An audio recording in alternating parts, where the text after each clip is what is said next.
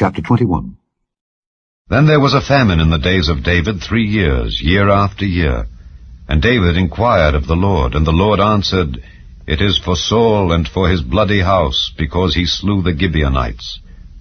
And the king called the Gibeonites, and said unto them, Now the Gibeonites were not of the children of Israel, but of the remnant of the Amorites, and the children of Israel had sworn unto them, and Saul sought to slay them in his zeal to the children of Israel and Judah. Wherefore David said unto the Gibeonites, What shall I do for you? And wherewith shall I make the atonement, that ye may bless the inheritance of the Lord? And the Gibeonites said unto him, We will have no silver nor gold of Saul, nor of his house, neither for us shalt thou kill any man in Israel. And he said, What ye shall say, that will I do for you. And they answered the king, The man that consumed us, and that devised against us that we should be destroyed from remaining in any of the coasts of Israel, let 7 men of his sons be delivered unto us, and we will hang them up unto the Lord in Gibeah of Saul, whom the Lord did choose. And the king said, I will give them. But the king spared Mephibosheth, the son of Jonathan, the son of Saul, because of the Lord's oath that was between them, between David and Jonathan, the son of Saul.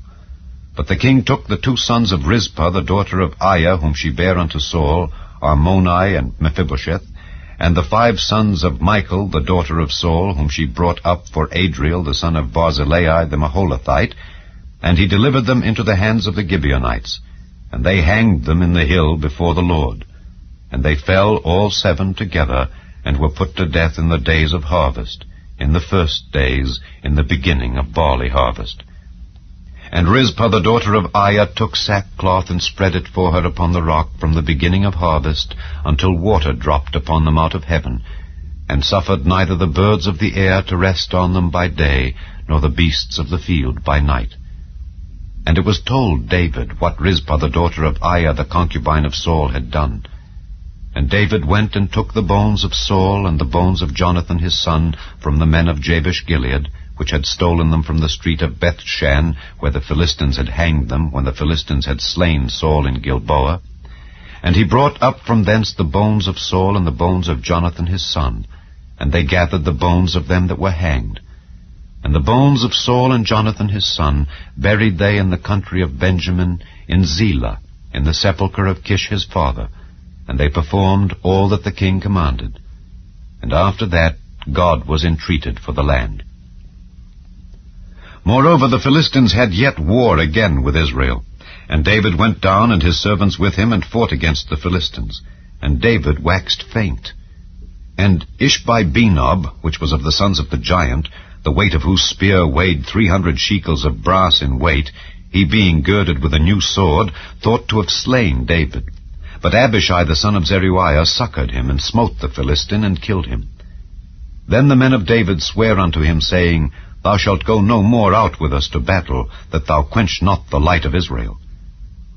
And it came to pass after this, that there was again a battle with the Philistines at Gob.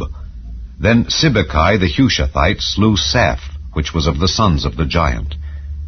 And there was again a battle in Gob with the Philistines, where Elhanan the son of Jaare-Oregim, a Bethlehemite, slew the brother of Goliath the Gittite, the staff of whose spear was like a weaver's beam. And there was yet a battle in Gath, where was a man of great stature, that had on every hand 6 fingers, and on every foot 6 toes, 24 in number. And he also was born to the giant. And when he defied Israel, Jonathan the son of Shimeah, the brother of David, slew him. These 4 were born to the giant in Gath, and fell by the hand of David and by the hand of his servants.